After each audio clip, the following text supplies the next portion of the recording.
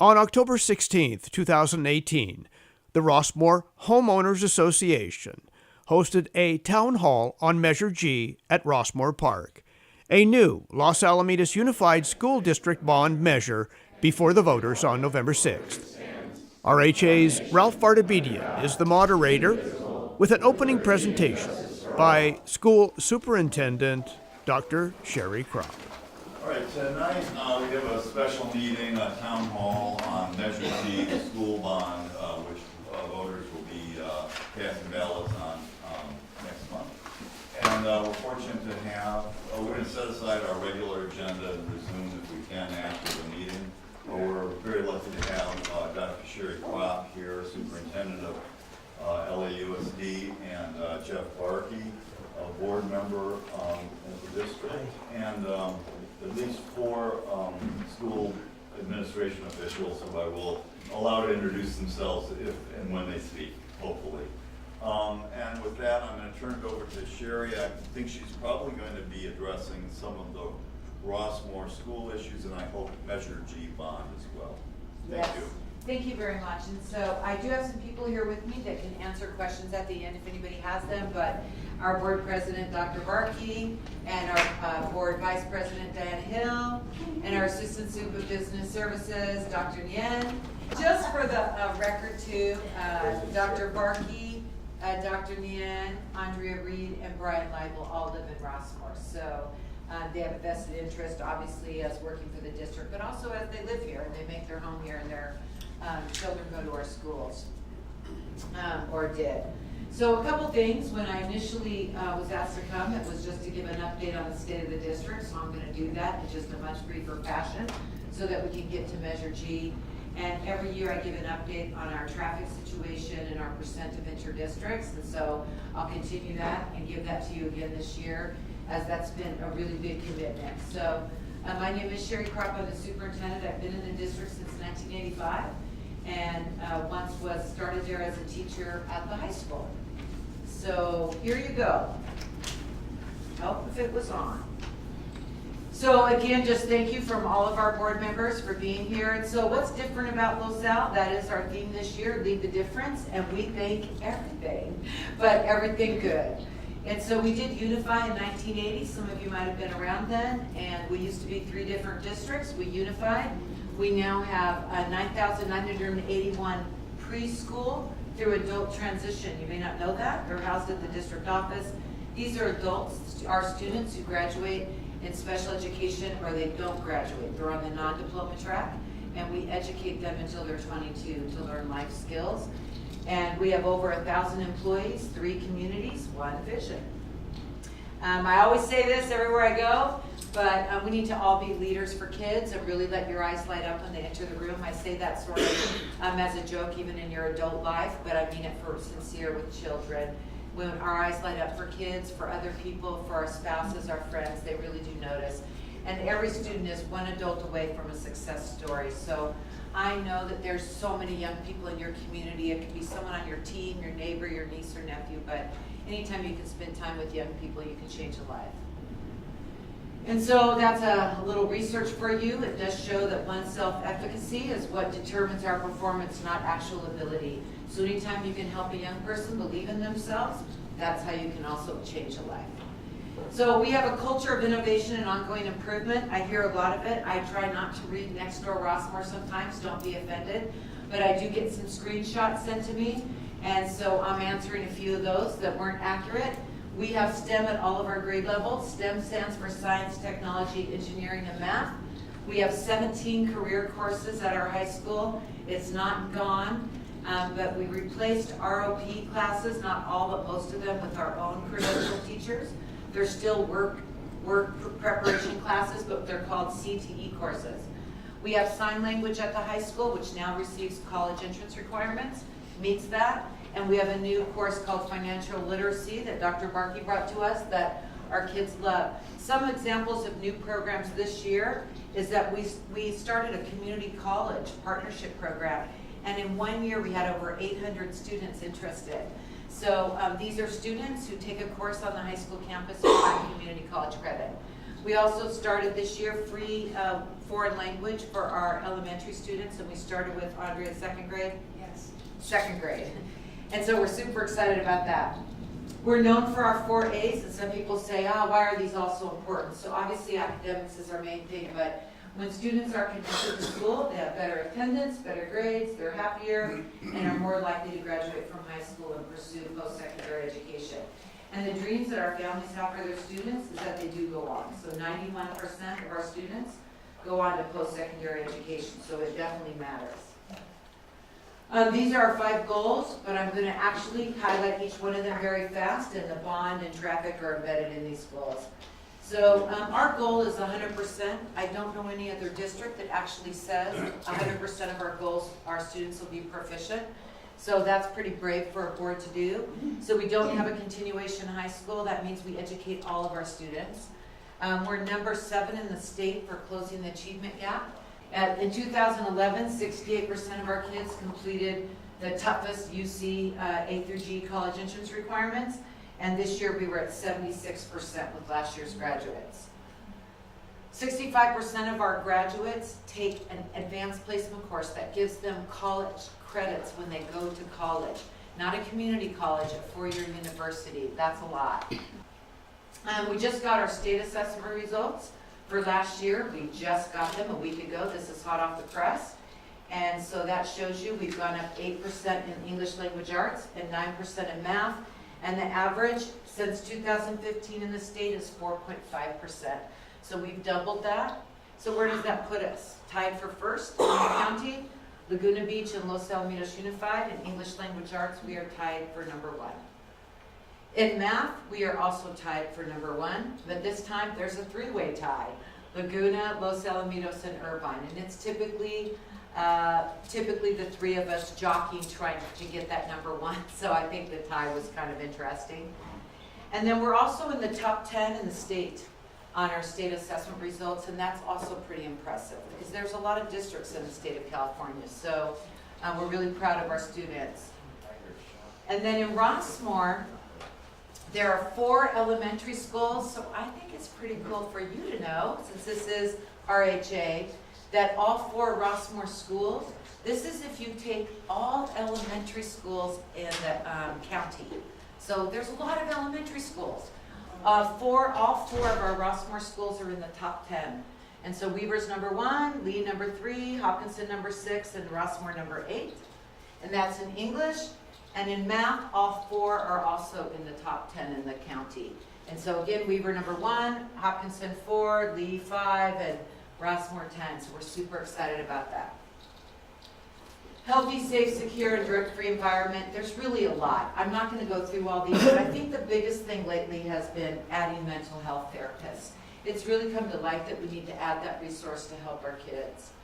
And then what are we doing this year? So active shooter trainings. I can't even believe the day has come I have to talk about that.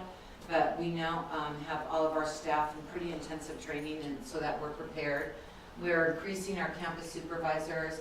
We've added, if someone makes a threat, like I'm going to bomb the school or I'm going to hurt somebody, they now have to get cleared by law enforcement and or mental health, depending on the threat, before they can come back to our schools. And we have had to use that, so that's been important. We need to add or improve our security fencing, add surveillance cameras. We have a lockdown notification system that we're installing right now. That's a blue light security tower that is where you touch it and a Wi-Fi sends a signal to the police, and we're going to pilot one at the high school. And they're expensive, but it's something that we would love to get more of. And then we have a place for law enforcement on each of our campuses to come if they want to break, and that's important because we want their presence. And so number 3, enhanced communications. I only have one slide, but we try to do as much of this as we can. I really do put my cell number, my mobile phone, on every email I send. So I am perfectly willing to talk to people, meet with people, call them back, and I attend as many meetings as I can, and this is one example.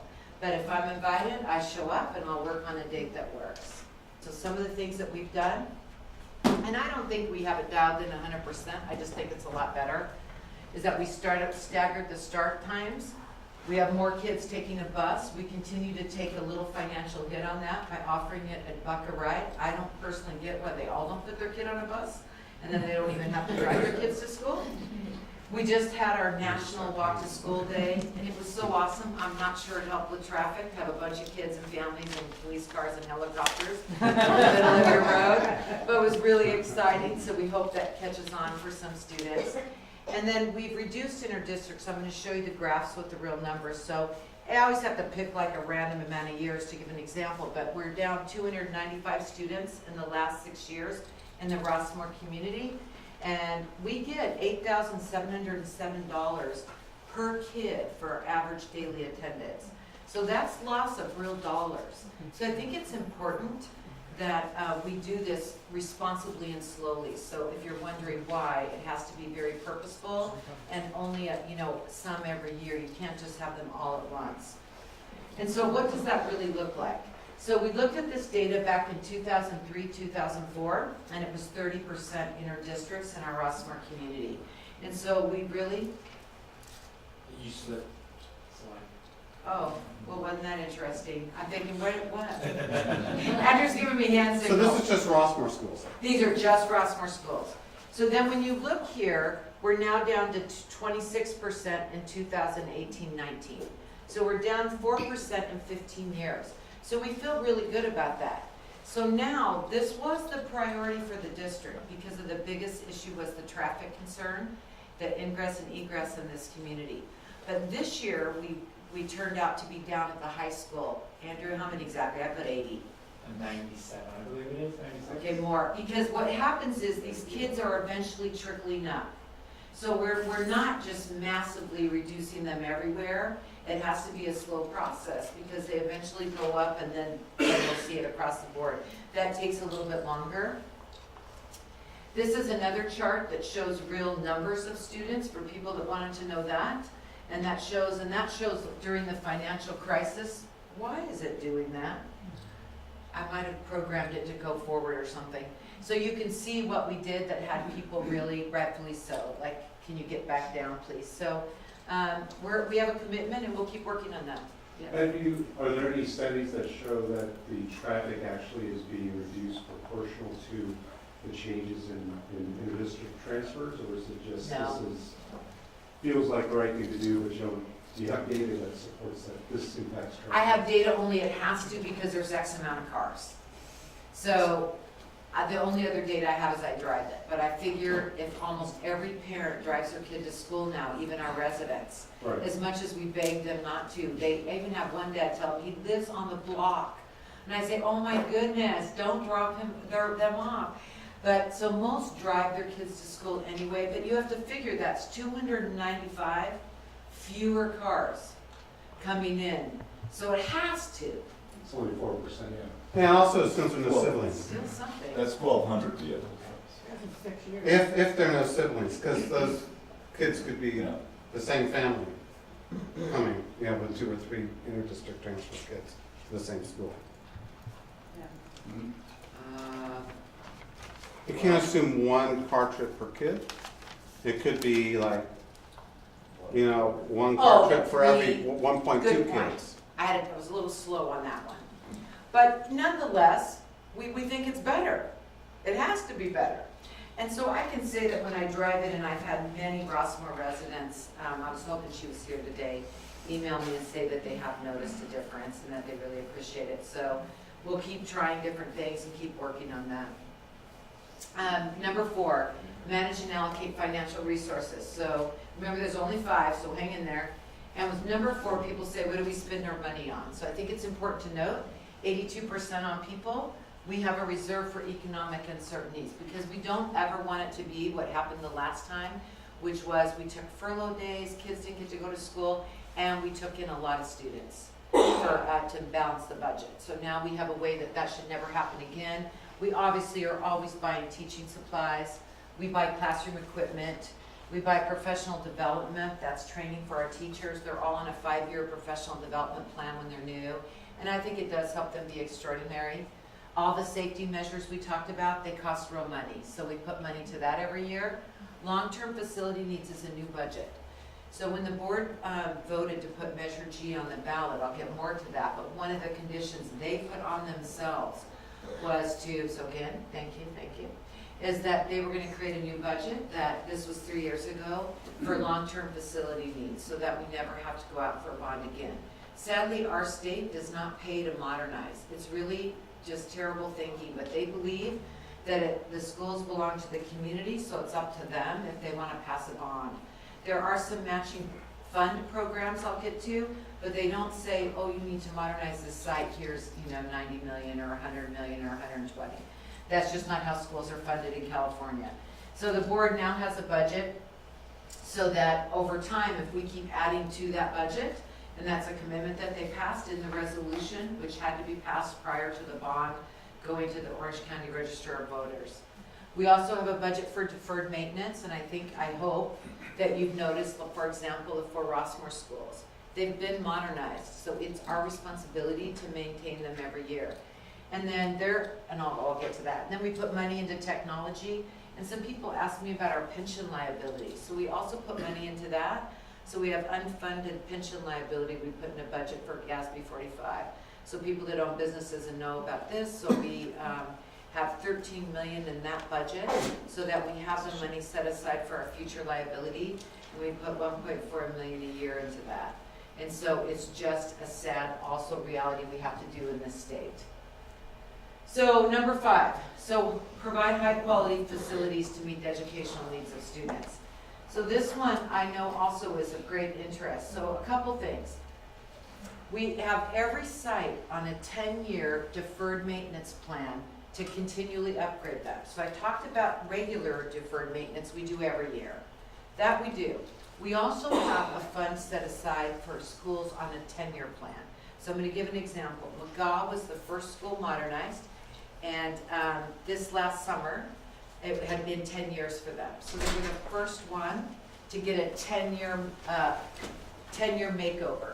And what happens in a 10-year makeover is we make sure that their technology infrastructure can meet today's conditions of technology, the paint, the slurry, the roof, all of that stuff. And we did it last summer. It did cost 1.2 million, but now it's good for another 10 years. And so we have the ability to continually make sure that once our sites are modernized, that we continually make sure they stay that way and never become like they were 10 years ago. And then we also do ongoing work with builds, landscaping, and all of that. Okay, in 2017, we did a master facilities plan. We have needs across the district that are minor. It really became to the high school. So 10 years ago, the high school was in the best shape. And so if you drive down Little South Boulevard, you might have noticed the multi-story building on your right, the boulevard. So that building we had done right around 2003 to 2005, and we did some other work there. And they were the only site that had air conditioning in every room, and they had an internet, whereas some of our elementary schools did not have wireless internet. And so they were in the best shape, and that's happened in 10 years. And so, in our other sites, just in case you're wondering, literally, like I'm not exaggerating, had trash cans that collected water that leaked through the roofs. So they were in just terrible shape. So now the high school is over 50 years old, and the infrastructure there also needs to be replaced. It is our last site. And it is the only school, and that's approximately $20 million. And so people say, oh, you could do that cheaper. Well, that's not really true. If we could, we would. So we have conditions and rules that we have to do, and then go out for the lowest bidder. So there's pretty strict rules in how we can bid on a project. And remember, these are approximate, because you don't really know until you've gone out to bid on the full project. So we also need a new building with updated classrooms for science, technology, engineering, and math. This has really exploded in the last 10 years. And the current infrastructure that they have is so old that you can't update its ability to add technology, the power to, and almost every student uses technology now. In fact, all of them do. And then the UC system is voting, Andre, do you know what date? November, this one. They're voting in November, but everyone's anticipating it to pass on a new requirement for a third year of a lab science to meet UC college entrance requirements. And so that's going to be effective in 2022. So the estimate of that building is $35 million. This is not the real building, this is a rendering that an architect did for us so we could show something. But what the multi-story building does is that it opens up the center of the school right now so that kids actually have a place where they can all be. And then you'll see also, so not only do we need the science classrooms, like right now we have 2 chemistry labs. So teachers rotate and try to figure out when they can get to labs. So 3rd year of science is really gonna be a crisis in 2022. With the new building, we could remove up to 31 portables. So also as we've been reducing enrollment, one of the things that we also want to do is get rid of our portables. So last summer, we got rid of 4 portables and we tried to sell them for $1. Nobody bought them. So nobody bought them for $1. That's how bad they are. And so we need to get them removed. And hopefully, if Measure G passes, we'll be able to have a multi-story building, and then we will remove the portables. So you can see there's sort of an order here. Infrastructure, multi-story building, portables. Then, there's existing classrooms that are great, that are not portables, but they need to be modernized. So if you remember what we did to the schools in Rossmoor, you take them down to the studs and modernize each room. Some have 1 or 2 electrical outlets in the whole room. And with technology right now, that isn't adequate. And then we have security and safety concerns. We have security cameras, but not at any of the Rossmoor schools or LAE or Okra-McAuliffe, and we just think we need them. They're a big deterrent. We absolutely want security fencing at the high school. One thing we also love about a multi-story building in the front, not on the street, this is the front parking lot, but right now we have a building here, it's just not multi-story. But we absolutely, this also helps with the barrier for safety, rather than have a big fence across the whole front of the school. That looks a little not too pleasing. So we're trying hard. We also believe that our families and our neighbors, they don't want to look at something that looks more like a, I don't even want to say it, like a prison or fence or something. So we want them to look good. We also keep them open at night for our families and our communities. And then there's lots of other little additions. This isn't that they cost nothing, it's just that these are the priorities. So then, the scope of this additional work absolutely cannot be determined right now. So it isn't that I don't know what they would love, I just don't know how much money we'll have left. Because we won't know until after we actually go to bid for these, see what the real cost is, and see what's left over. We're pretty sure these are pretty dang close, and last time we're usually pretty close. We're going to be similar. So then after we see how much is left, we also aggressively pursue state matching funds, and I'll explain how that works in the next slide. And we pursue grants.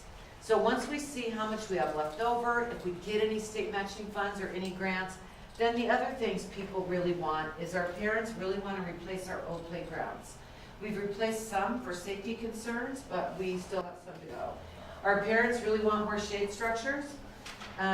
They would like, 2 of our schools don't have enough bathrooms, LAE and Hopkinson. And we have a couple rooms across the district that don't have air conditioning because we reconfigured some rooms. And we need to modernize our Performing Arts Center, and we need to modernize and enlarge our gym. And so, yes. Oh, I thought you were raising. No, I am. Just before you leave that slide, can you explain a little more about the difference between number 1 and number 4? It sounds like when you update the infrastructure, number 1, isn't that modernizing the classrooms? So the infrastructure is just the underneath, our electrical, our plumbing, and all of that. So no, our classrooms will be, now we're gonna do the walls, we're gonna pull the electricity up, we put in casework for them, desks, and there's a lot of classrooms on that large campus. And let me ask, how many classrooms or rooms that you categorize as classrooms now do you have? How many will you have when you're done? So we'll have probably, Nancy, do you have that number like quick? Otherwise I'm gonna guess, and I don't wanna be off.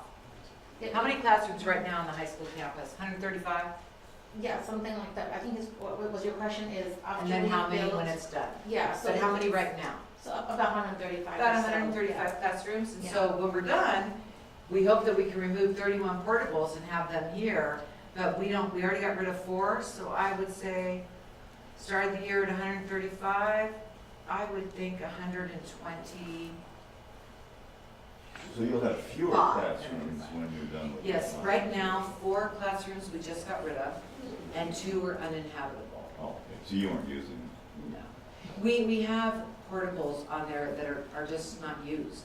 They're disgusting. One final question before you move this, one final question before you move on. Unless that's a Sherry. trick question and I'm missing what the point is, I don't really No, know. is, when you're completed, will you be sized for a smaller enrollment than you are now, or the same Well, size? we decreased 97 this year, as you heard Right. earlier, so we would like to get a little bit smaller. Because as these kids trickle up, there will be less. Okay. Can we hold off the general question Okay. until? I just got confused by the numbers, that's all. No, then what? Because what? So it sounds to me like there's 131 classrooms, and you said. No, I'm guessing. I hate those kind of questions. It's Okay. about 135 Okay, when we okay, start okay, so here. let's say 135. All right. Because it's just directional. And you got rid of 4, so Recently. that take it down by 4. Yes. And how many are uninhabitable? 2, 2. So then you'd wind up high 120s. 129, Okay, about, okay. let's stick with And this then, number. after all this, you would be, and I'm not just, I understand it could be About 2 this way or 2. 120-ish, So you go down 7, 8 classrooms? yes. Check that? Yes, but when you actually go to bid and you actually see what the building structure is gonna look like and exactly how many classrooms, I'd have a much more exact answer like that. But that's pretty close. So I'm just confused. How did you come up with the numbers that are, I'm sorry to ask a question. No, go ahead. How did you come up with the numbers that are out there right now? Because people ask me for that, like what would an estimate be of that cost? So these are really big ball. Not that ballpark, Oh, so Nancy, can you answer that? Yeah, no, of course, yeah, we We have. went to somebody who does this for, our architects and buildings. Yes, we have a program manager and they came up with all these numbers for us, because, I mean, it's not that random, because they went out and see what the different projects are, and then they put in, these numbers together for us, so it's not that random. no. So But you're it's, saying they could change quite a It bit. could once you go change. out to bid. when you go out to bid, because what if it's 5 years from now? Right. Well, who knows? The cost would have escalated, but we would like to move fast if the bond passes, and therefore those numbers will hold truer. So the sooner we do these projects, the better, because then costs are escalating right now, and the part of the reason they're escalating is that the economy's good right now, so everyone's out, to bid. We had a couple projects a year ago, we couldn't even get anyone to bid, and they were just routine maintenance, but it's not as bad now. Yes? If you're gonna get rid of 15 classrooms, or about 135 plus 15 is 120. Does that mean you're gonna reduce enrollment at Losal High School by 25 times 15, 375 students? No, so this is a danger in answering the question with numbers when I don't have the exact right here. Well, So if we say 135, 15 times 25 is 375. I know, so respectfully, let me answer that question. So we have 135, and 4 of them we've already removed, so now we're down to 131. Okay, 2 were uninhabitable, now we're down to 129. okay. So depending on exactly how many rooms we'll get in a final design of this building, which we're not gonna pay for until we find out if Measure G passes. Oh, there's classrooms in that building? Oh, yes. Okay, I didn't know that. So this, depending on how many we can get in there, will determine also how many more additional of the portables and all that we can remove. One last question on that, I have 50. My last question is, you stated ADA is $8,700 a student. But you don't net $8,700, that's gross revenue. That's not net. So the person in the district is actually paying on this bond versus the out-of-district student.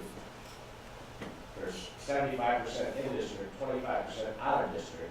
The out-of-district pays 0 on that bond that I'm gonna fund, and you're saying that we're getting $8,700 a year of additional revenue.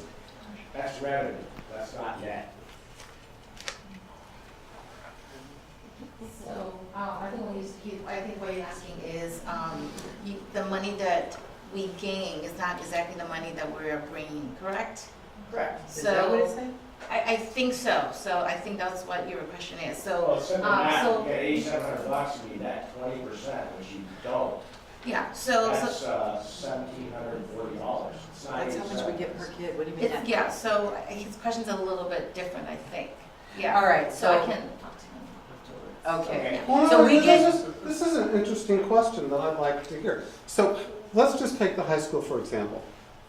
How many students are there and how many are transfers?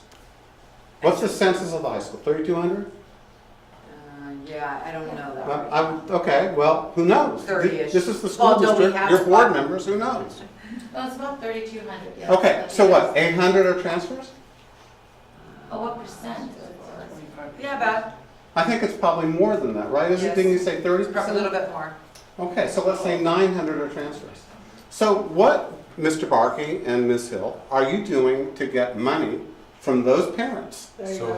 So let's do this. Let's let Sherry finish her presentation. Yeah, I And think then I'm that's a happy to great. answer questions. Yeah, I'm good with that question too. And so if that's what you were asking, I missed that. So we're paid on ADA, which is $8,700 per kid. And then the ADA is really your bread and butter. So, right, that's actual real dollars that you get per student. But it's based on your average daily attendance, not per kid, actually. So if your attendance is 97%, anytime you go up enough, 98, 99, that's more money. But it's $8,700 per average daily attendance. That's for real how schools are funded. Those are real dollars that you get. All right, Measure G, a couple more things. So the board did study putting this on the bond on the ballot for 3 years. So in that process, we completed two surveys, held multiple meetings with stakeholders. We held 2 town hall meetings. So a result of that was to garner input from the community. And so they were able to tell us which projects they prioritized. And so the priorities that we have were also the priorities of the community. Did We that include also- teachers? Does that Excuse me? include teachers with stakeholders in the process? What? Teachers were stakeholders in that process? Not in the surveys, they were in the process of the master facilities plan, but the survey is actually a scientific survey only sent to people that will vote. Nice.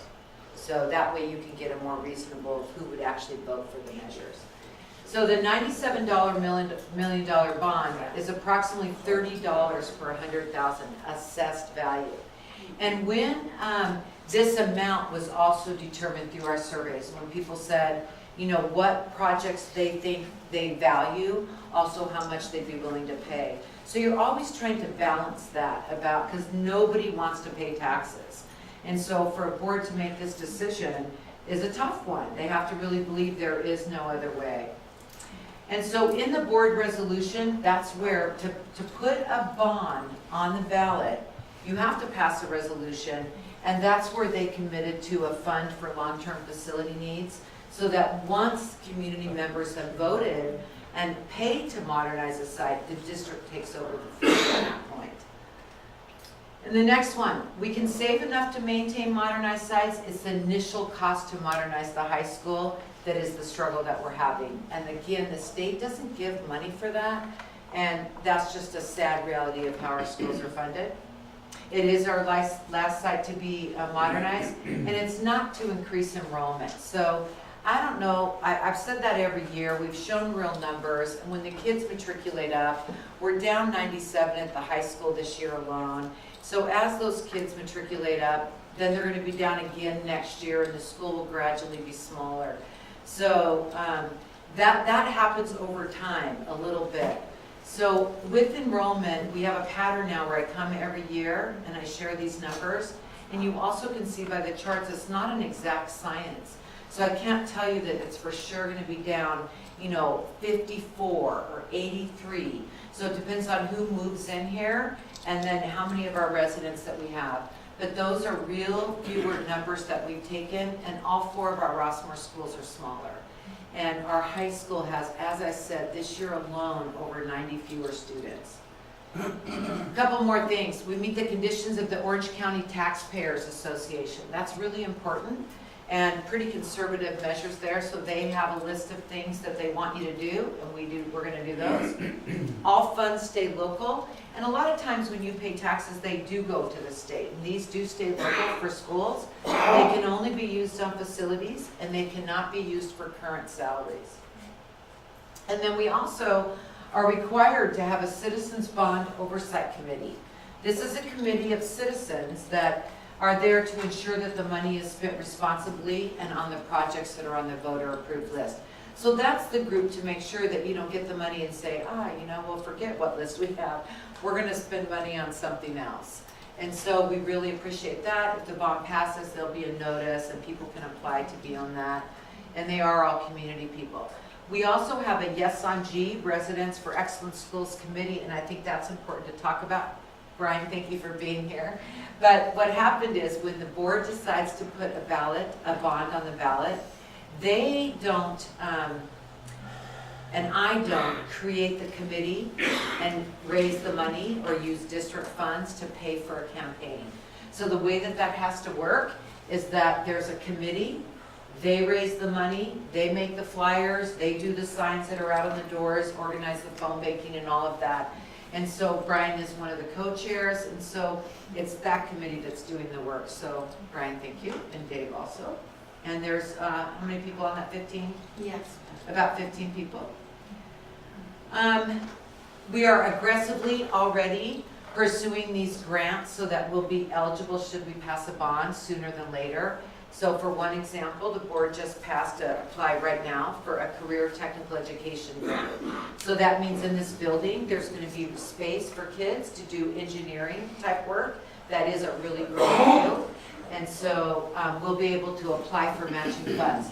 This is up to $5 million. So if we spend $5 million on this building, we would get $5 million matching. This is, you can also apply for matching funds to modernize schools that are over 25 years old. We qualify for that, but that is not a dollar for dollar match. I don't want to mislead you. That is whatever the state decides to give you, and there's no way to predict. And I know you're going, that just can't be true. Oh, it's really true. I wish the state funded a little better. So you apply after every project that you do. So if you spend $25 million on a project, you're going to also, we're already applying now to be eligible and be ready. The state might give us $4 million matching. They don't really give you $25 million. They can give you nothing.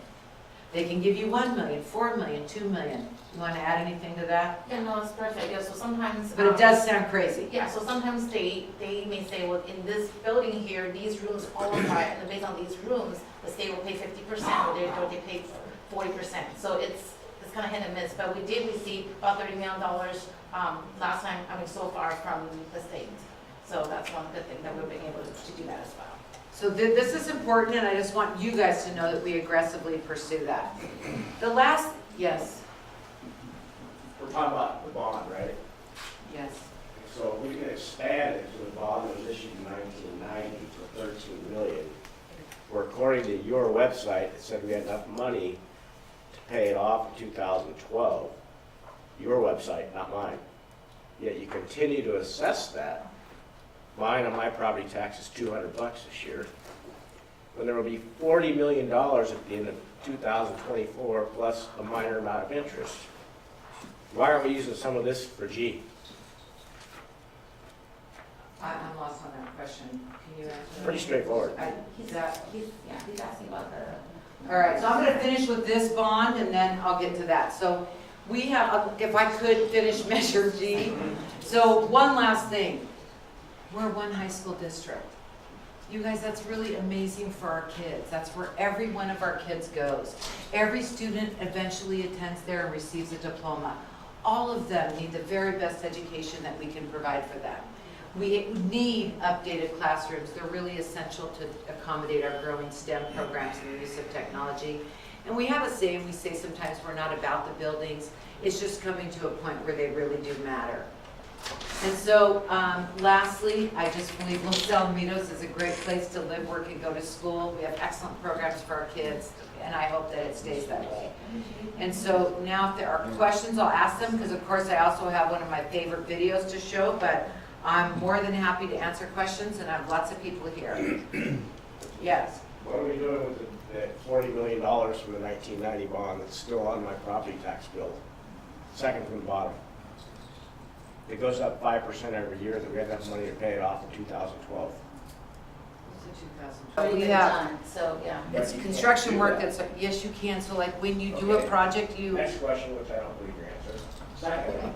you know what, with all due respect, like I get invited every year to do this, And then I'm giving you the best answers that I have. Okay. And so I respectfully try to answer the question, and I think I had this experience last year, and I really just would appreciate the same respect back my way. Perfect. Let's have one other Now, question. someone else. Dave, let me recognize somebody else. Go Okay, ahead, I'm just sir. wondering, is Measure G gonna be, in other words, just to assess real estate taxes forever?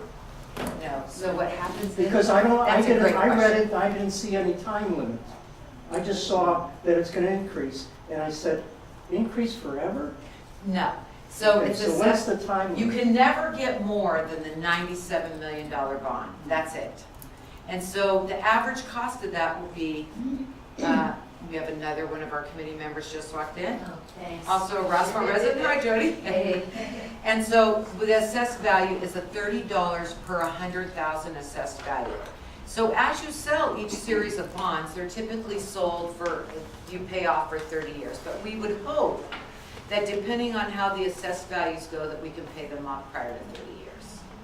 Okay, so- Now so- Nancy, you are the CBO, do you want to add anything to that? No, You can that's stand- perfect, yeah, so, Okay. yeah. So Feel free that you Okay. So can. you're saying it could be up to 30 years and probably no more? Oh, It's depending when we sell the last series. of the 30 bonds, years so- when you sell that series. So if I sell 25 million, that's 30 years. But then maybe I might wait 2 years and sell 25 million. So that could change for each series of bonds. One last question. Wait, So it's gonna keep going? 2008 bond, so $35, now it's 50.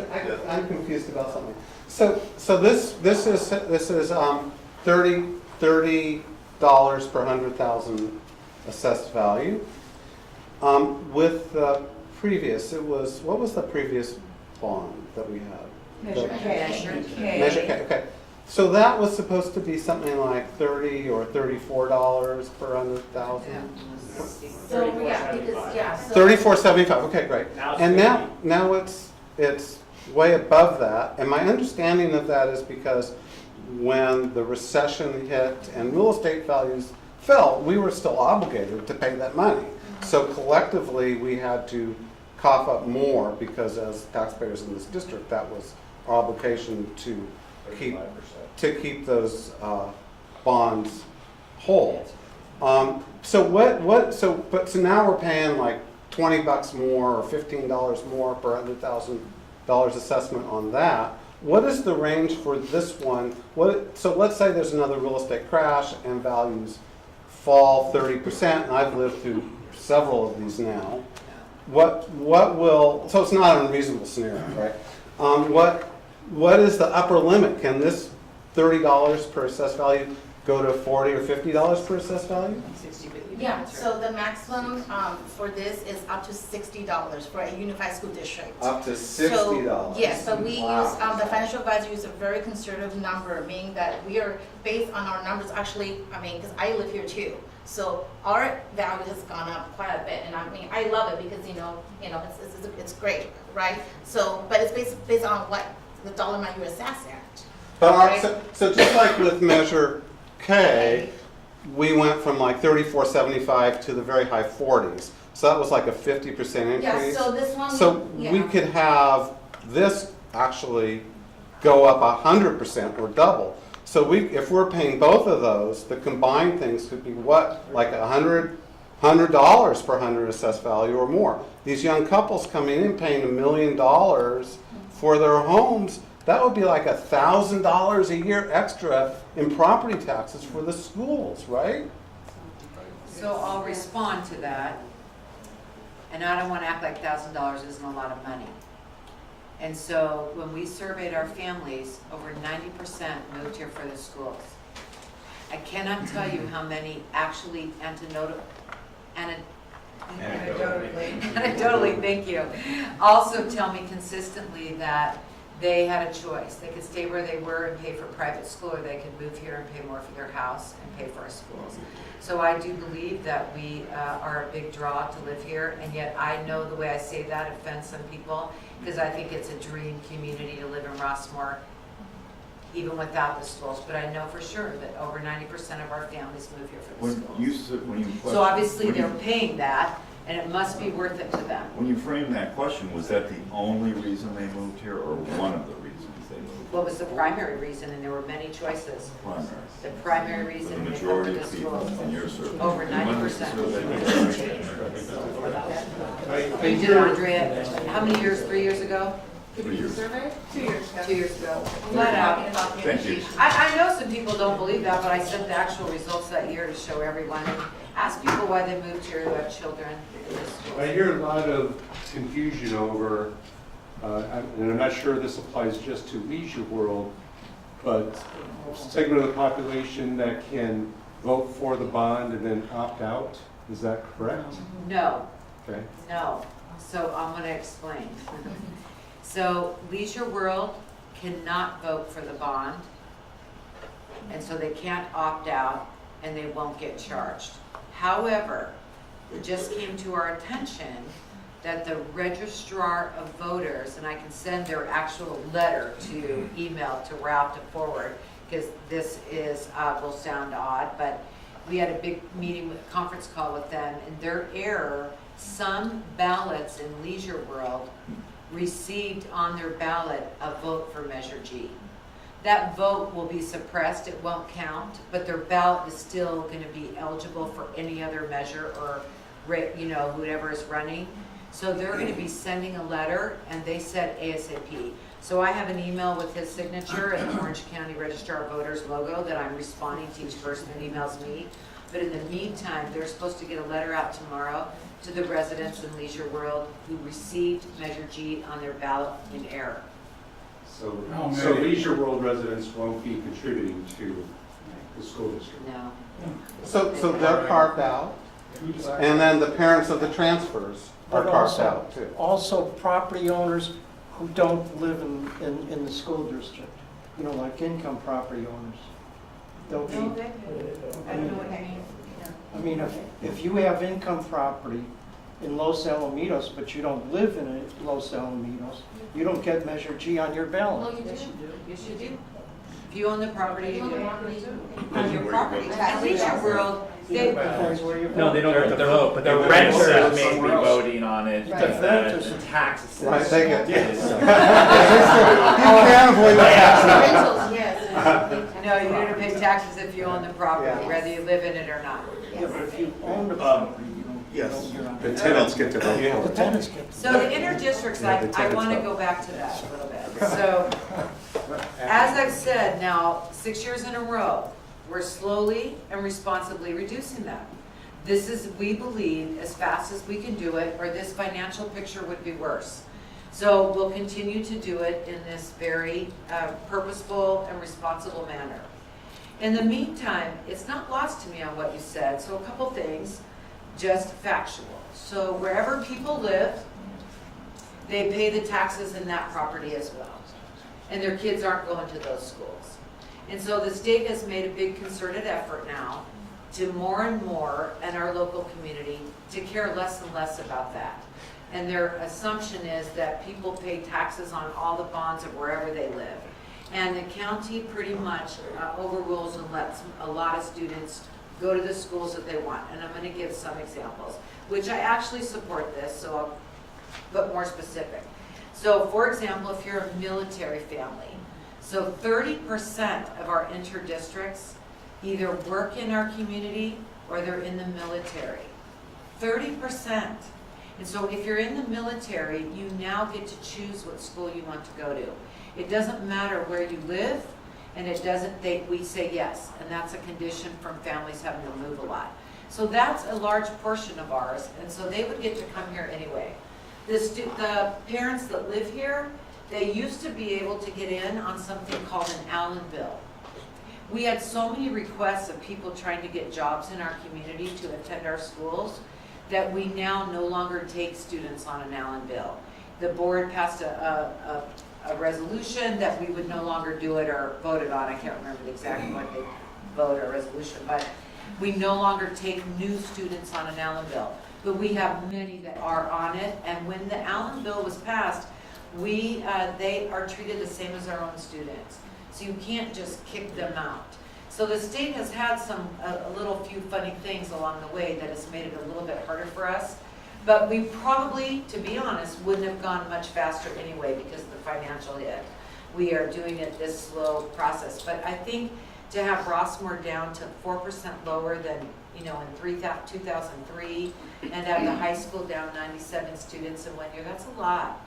And we'll just continue on this path every year.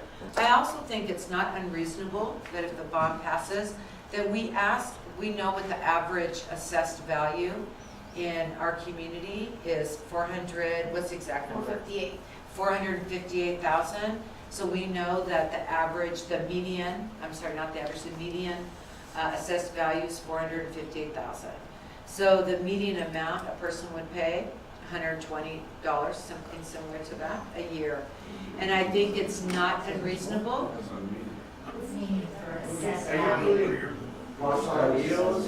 Oh my goodness. You know the whole district. I know, but I don't know which question's happening, so I'll repeat that, maybe I didn't say that wrong. So the median assessed value in our entire district community, Seal Beach, Rossmoor, and Los Alamitos, is 458,000. What's that from? Where did you get that? Median means there's as many below as above. Exactly, yeah. Well, the financial advisors, they ran the search. No, but there's two questions she asked. One, can you stand up and answer I did not them? hear She you. asked, where are you getting that? Oh, from our financial advisor, they went through the database and they determined that number based on all the different tax that they get. So we have we have a financial advisor that goes through all the data to help us to determine what that number will be like. It's not fair market value. That's what. Yeah. Oh, is it You know what? Okay, then. It's not, I'm not sure the question, I hear a lot of, it's not the fair market value. It's not what you could sell it for, it's for the assessed value. And so the median, according to our financial advisors, is 458,000. So back to my point was, I think it's reasonable to ask students and not students, their families that are here as an inter-district permit, if they would be willing to donate that money. I actually believe that many will, and that they would be happy to do so. But I haven't brought that to the board, but somebody else asked me that. It really will be their decision, but I think that's fair and reasonable, and the families that we have are happy to be here. I've got two short questions, okay? The first one is, I think I know the answer. If we have a more affluent district like Rossmoor, the taxes we pay, okay, they go to the state. I mean, whatever monies you get are redistributed from the state. So in other words, if we're an affluent area, the kind of monies that you get are no different than, let's say, a less affluent area would receive. Is that correct? Yes, you're talking Prop 98 funding. Yeah, that's what we determined. All right, Yeah. and then my second question is, You mean the ADA money? right, Yes. all your money For is the ADA lowest money. funded in Orange County, Right, so actually. if, for example, less affluent area, we get the same amount of money They get determined by more. Sacramento than you would get here. They get more. So the They new get more, They get okay, more. all right. So the new, it's really sad, but the new LCFF formula, you get extra money for students that are English learners, foster youth, and that qualify for free or reduced lunch. So we are the lowest funded in Orange County. Right. And then the second question, because you're all here, I wanted to ask you, when we did this thing with Village 605, you got a certain amount of money from Lincoln Properties regarding the crossings, Catella. Can you say anything about that? Oh, no. No, we didn't, No, we but I didn't wish we yet. did. Did not? No. I That thought is you not were supposed to true. get like a couple $100,000. No, but what I really want to do, it's just it's not here and it hasn't been approved, I think there should be a bridge. So at the time, we talked about there ought to be, unrelated to the Village 605, so maybe that got mixed up in there somewhere, but our district thinks there ought to be a bridge. Yeah, that's a safety issue there, crossing. Yes, and I think it also would help tremendously with traffic. So we did talk with the city of Los Alamitos to get them, and they did apply for a grant, they didn't get it, but that need isn't lost to us. I think we could use one on Catella and Bloomfield and one on Wallingsford and Catella. Because if kids could ride their bike or walk across that bridge, but I realize we'd have to look at what corners so the houses aren't impacted that are there. But I think a bridge can make a big difference, because we say we want kids to walk or ride a bike to school, but if you try to turn right coming out of Wallingsford and you have to wait for those walkers, that is not a joy. So I'm just saying, I love that they walk, but I think the bridge could make a big difference. I think you're talking about that, but no one has offered to pay to help us to build those two bridges. A comment. Okay, Milt wants to make a comment. One comment. We've been involved in the concept of the interdistrict and who pays for what. I think we should also keep in mind that people live here in Rossmoor whose kids go to St. Hedwig, go to St. Anthony, go to Valley Christian, and are homeschooled. So when you start comparing apples to apples, it's probably a wash. Because they pay taxes also. They pay but taxes, don't they're gonna pay the tax on the bond, and they don't take advantage of it, but that's their choice.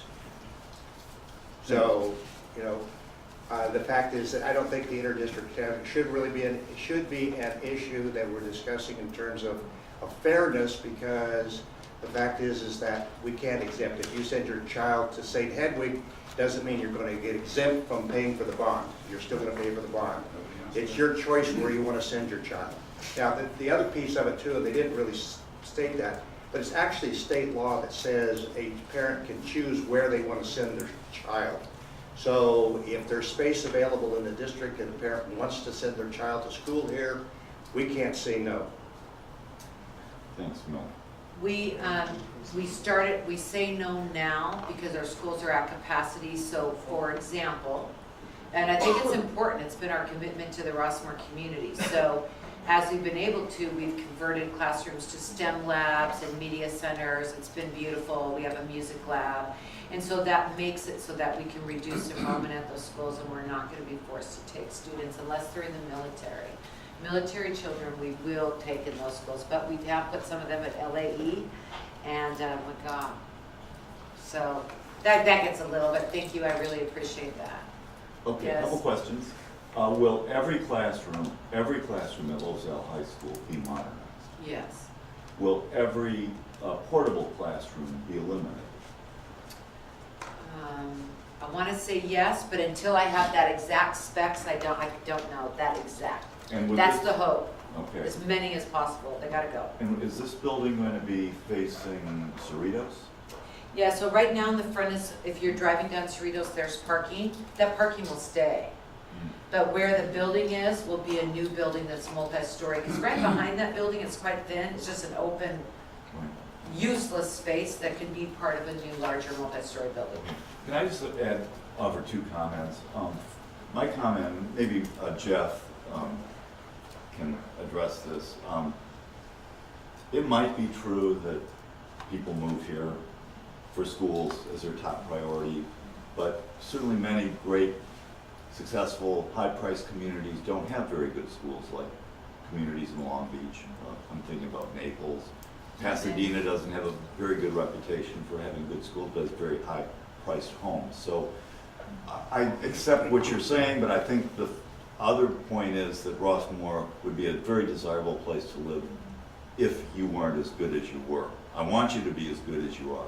Your board resolution specifically cited twice that one factor would be that it would enhance property values here. I don't think that's a very good reason for the community to vote for that bond. I'd like to think we should be voting for the kids' education, to give them a good place to go, not as though it was our bathroom we're remodeling. The second observation I'll make is when you started this process, it was before President Trump's tax reform bill, and most of the people in Rossmoor will probably exceed the $10,000 deductibility limit. So that means whereas they could have deducted the higher property tax bills before, they won't be able to now. And that's about a 25 to 28% additional cost that they'll bear. So I don't know if you took that into consideration or discussed it, but I'd like to ask that. Did you? What's your question? My question is, did the board ever consider the fact that the Tax Reform Act actually increased the amount that people will have to pay by 28% because they can't deduct the school bond So tax I don't from know the that, federal taxes? I don't know that the board sat down to contemplate President Trump's tax reform bill and how it might affect Rossmoor and the local communities. But what I can tell you this is I've lived in Rossmoor for 22 years. The most important primary reason why my wife and I chose we could live anywhere we want was because of the school district. Period. And we moved here, So- the schools never came into play. As a matter So it of balances it out. fact, we had almost bought a house in Newport Beach And after we did some research about the schools, et cetera, we chose Rossmoor. As a matter of fact, I was at a home a few days ago, Los Alamitos, right on the border, Los Al, Long Beach. One house separates the district. So we were at a Los Al district home, talking to the guy. It's one of those developments where the builder comes in and there's like a tract home and they're all identical. The house next door, $180,000 less versus the house that was in our district because of the schools. And the guy I was talking to said he bought this home specifically with a real estate agent because he knew this home was in the Los Alamitos district. So if your question was, did the board discuss the tax reform bill from President Trump in consideration of whether we should move forward with the bond? The answer is, I don't remember that, but I don't think we did. Well, it's the ability of the residents to bear the cost of the bond. And then you, Is a real risk. so I'm just gonna say, you know, I realize that there's enough people in here with each an individual an opinion.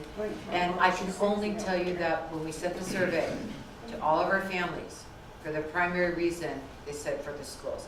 I can only say that when you talk to local realtors, if people ask about the schools, they said yes. We talked to many of them. So I think you can do that and you can ask. That doesn't mean there aren't people that move here regardless. I'm sure there are. 9%.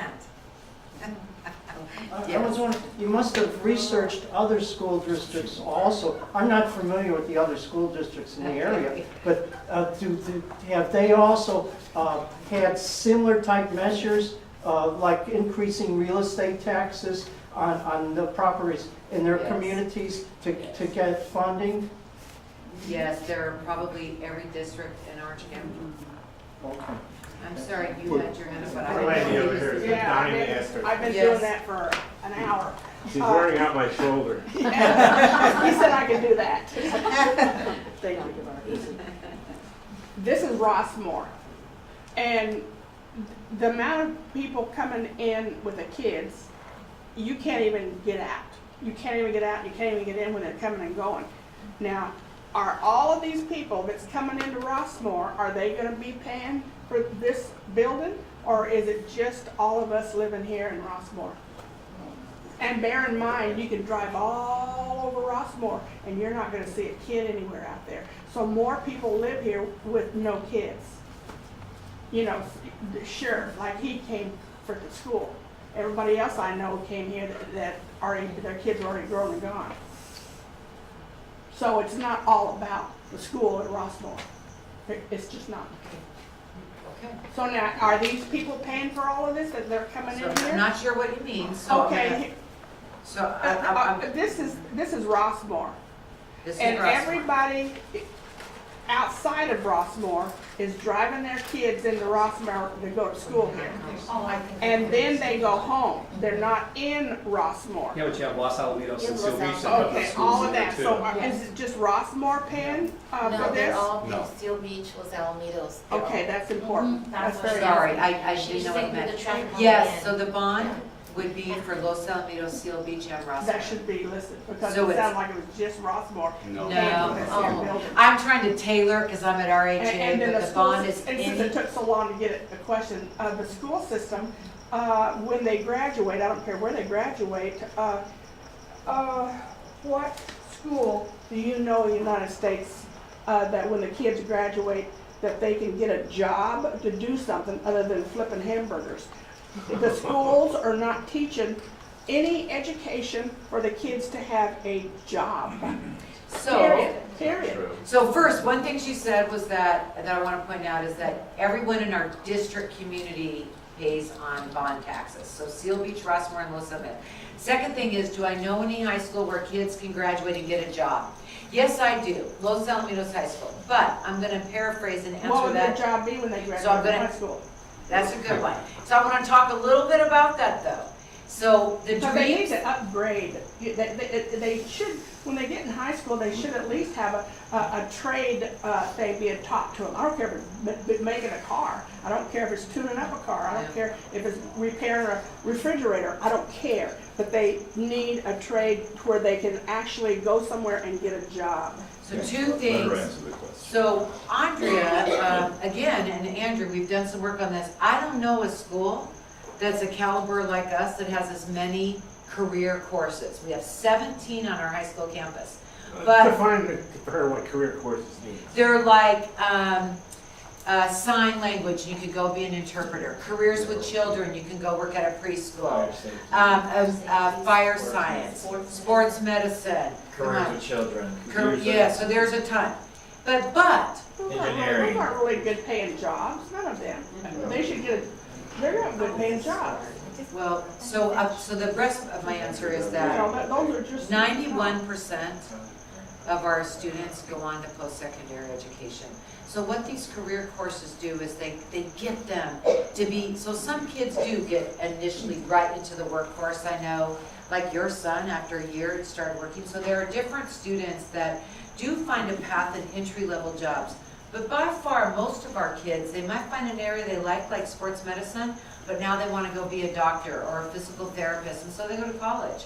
And so I still think those 17 courses are powerful, but remember, 91% of our kids are choosing to go on to post-secondary education, or that includes trade schools. You gotta revamp the school system. Okay, Diana, did you want to? there's a person who hasn't asked a question yet. Blue? I've got a couple of questions. Diana. One, as I understand it, Measure K was refinanced, is that right? And how much longer do we have to pay on Measure K before it's actually paid off? Well, we just refinanced it, right? 2042, yeah, 2042, that's the number. How long? 2042, that's the number. 2042? 42, yes. And when did we put Measure K on? 2008. So, and how much was Measure K? $126,000. 126 million, and we're now looking at 98. The other question I have, so we would potentially, we're gonna have this on for, I'll be gone, so I won't pay it off, unfortunately. The other question I have is, first of all, I want to tell you, the school district is great. And people do buy property in here because of the school district. But I'm going to also tell you that we are in an extremely fortunate area, especially Rossmoor. The people that come into Rossmoor have their children as their first and foremost concerns, and they give you as much support from home as you give them in their education. Now, I had not been to the district office since we fought to save our school sites. That was the last time I can remember being there. And I went to what was Jefferson and then Laurel, and now is the district office sites. I would like to know what it costs to rehab that place. Because, let me, so that you'll have the whole question. If Los Alamitos High School is in such disrepair, and as I remember it, when we did Measure K, it was because the high school had leaky roofs, and I had a teacher that lived down the street after they did some of the Measure K repairs. She told me that she called the district. You weren't here, Sherry, so it wasn't you. But she called the district and said if she had to put another trash can underneath the leak, that she was going to stop paying her on her Measure K. So I know that school was in need of repair, and I'm sure it does need to be modernized, but I'm wondering how the priority came to be the district office, and that boardroom is phenomenal. It looks like the United Nations. And I'm just wondering, if we're in such dire state right now, why wasn't the high school done first and then the district office, so the teachers have the items that they need, the plugs and the technology in that? So I'm going to answer that question. Did you want to comment on the previous one, or? So, my name is Diana Hill, and I am not a resident of Rossmoor. I am a resident of Los Alamitos. I have been for over 25 years. I currently sit on the board. I chaired Measure K along with some other people in this room who were involved with that as well. And so it's something that we believed very strongly needed to be done at that point in time. And one of the reasons was my children were graduating from high school and were no longer here. And so when I looked at our schools and I looked at our assets, my background and degree are in accounting, I understand that these are community assets.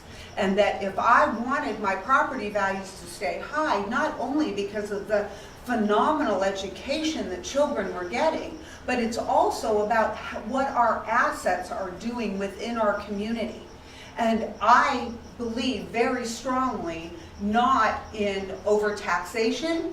I believe in keeping things local. And when I realized that we could put a bond in our community that would better our community assets. Our schools are our community assets.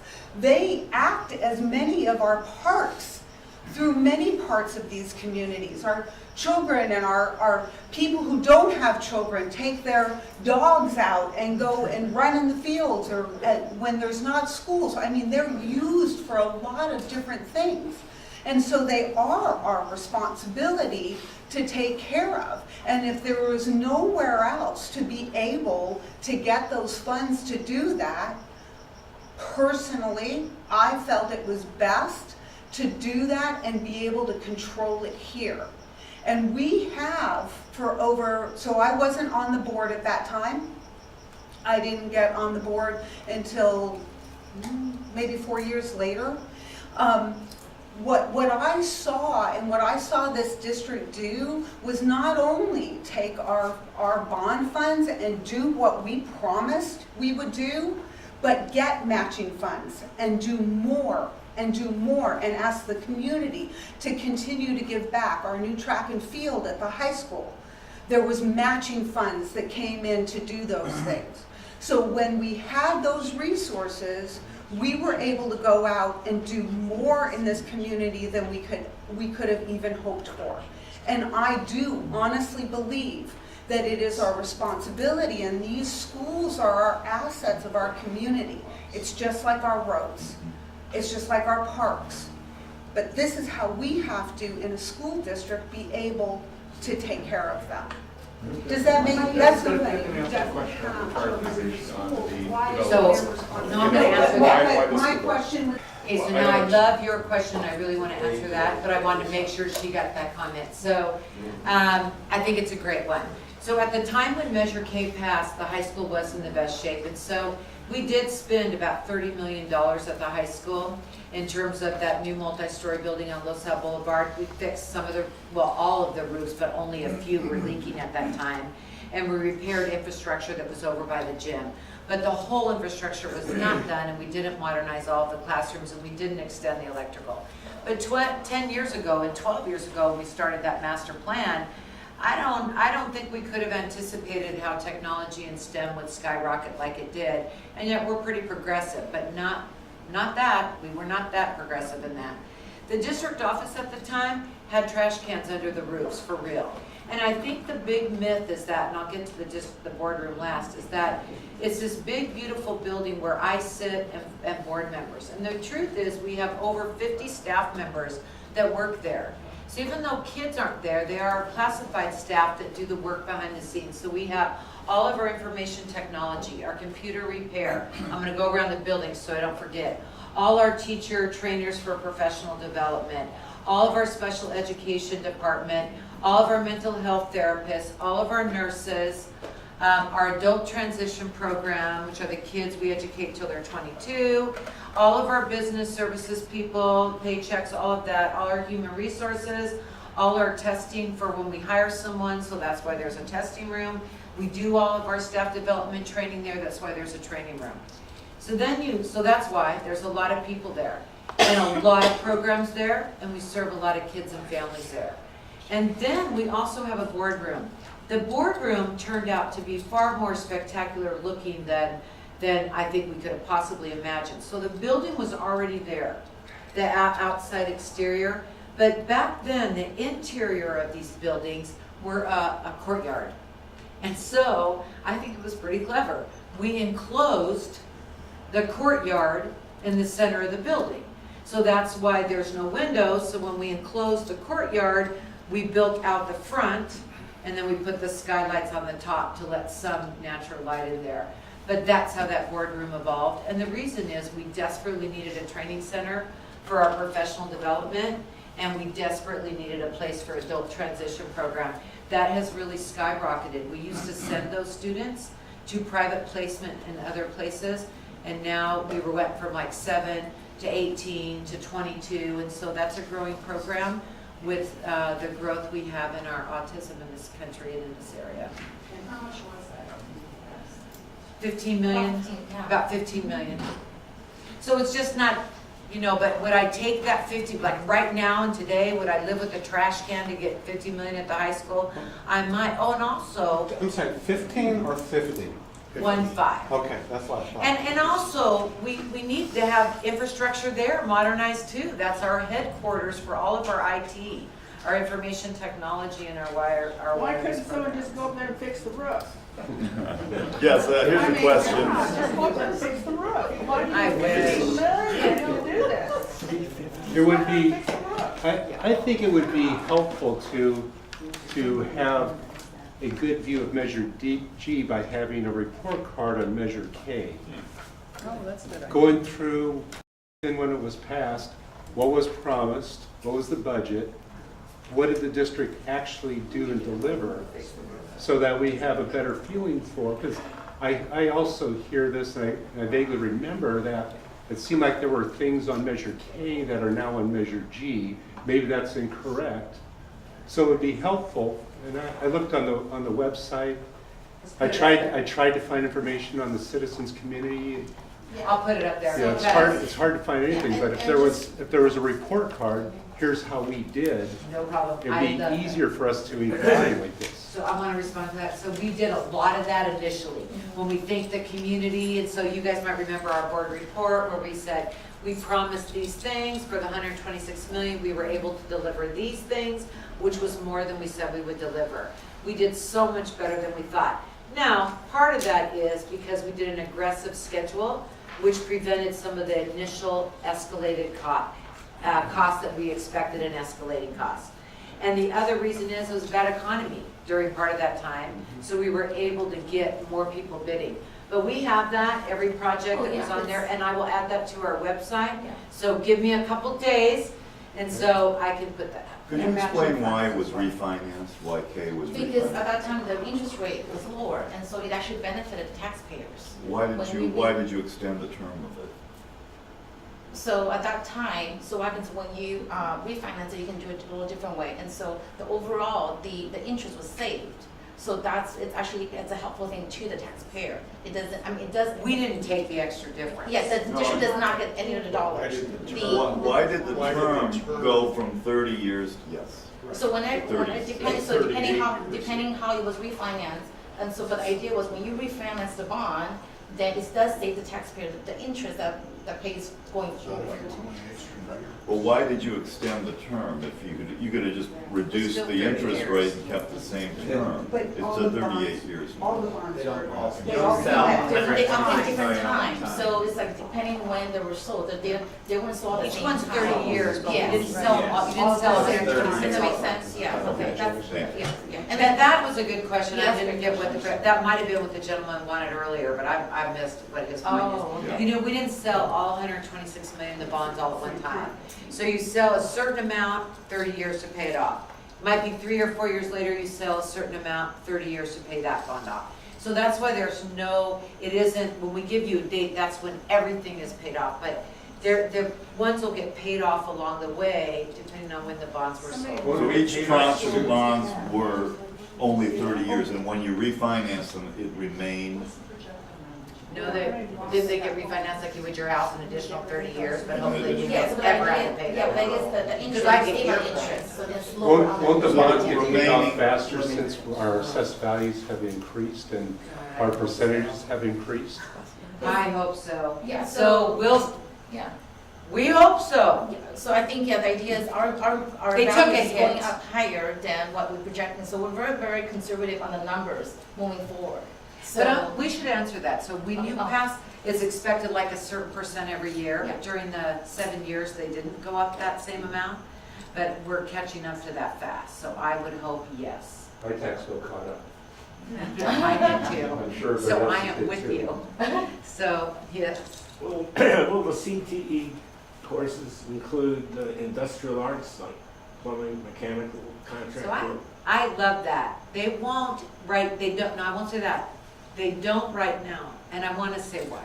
So those are handled by ROP and community colleges. Right. And so we used to have auto shop, and then we didn't have students signing up for it anymore. And part of it is because the technology has changed so much that our old equipment was just archaic.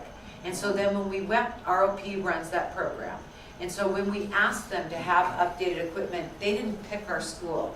So part of it is people have to realize ROP, so we started hiring our own teachers, and we call them CTE courses, because ROP doesn't pick us as a site, because we won't get 1,000 kids to take it. And so they go to schools where more kids take non-college prep classes than college prep. So then our kids can be bused there or go there, but it's not on our site. Same with wood shop.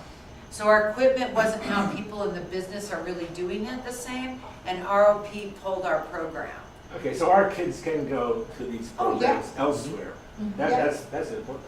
It's But very those are the most high-paying trade jobs. They're great for people. I tell them, I actually both, and both mine are in plumbing. Well, No, so I think it's good. Okay, I'll take one more question. Ready Anybody? to see the movie? Yes. So just a comment, I think when the bonds are refinanced, everybody understands that the interest rate was lowered and that'll save money. I think I at least partially understood the terms of 30 years, and what I'm hearing is all the bonds that were issued were 30 years, not 20 or 25 or anything else, is what I'm hearing. When they were refinanced, that means the bonds that already existed were called, they were paid off, and then new bonds were available to be purchased. So the older bonds that were called had part of their term already used up. I don't know how many years, it was 4 or 5 or 6 or whatever it was. But all those would have been matured at a sooner date than the refinance bonds, because you started the 30 years clock over when they were refinanced. Okay. And my question though is two parts. For the base, the Armed Forces base, the training base, my understanding is that the school district gets some money because they're occupying space that would be a tax base otherwise. So there's some money coming in. There's, according to the law, a formula or something. Does any of that allocation of funds take into account the expense of the bonds that everybody else is assessed for? And if it doesn't, is there a way that we can do something politically somehow to capture more money from the base to cover the same expenses that we all cover as property owners? So we would love that, and we pursue that every year. We have a contingent, in fact, Nancy's president of the California group. So we have 2 military bases in our district. One is the Seal Beach Weapons Station and Los Alamitos Joint Thank you. And so both of those, we get about $3 million a year through the federal government, and we have to lobby like crazy just to get that. Which, if those properties were developed into homes, they're quite large, we would get a ton more money, and it would make a less tax burden on our other residents. Because that property is part of our district, but they're not paying any of the taxes. So it does create, that's true, a larger burden on the homeowners here. And we get about $3.4 million a year, which is nothing compared to the amount of property. So the bonds really aren't taken into account, and if they were, it wouldn't really matter because the amount of money is so small in comparison to that they pay in comparison to whatever anybody else pays. But wouldn't it be great but then again, if they were developed, we'd have more traffic, more people, so, I'm not sure what the wash is in the well-being of our community, but well, yes. I'm just suggesting if they're not, just like you say, you're trying. We would like more money for those 2 properties. I'm with you there.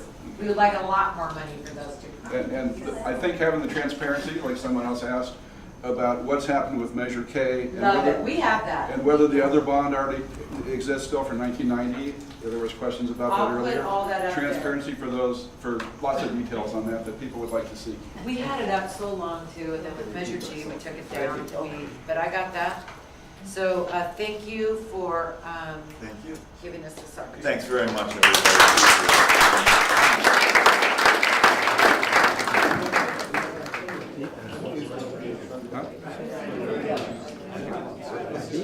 Oh, yeah.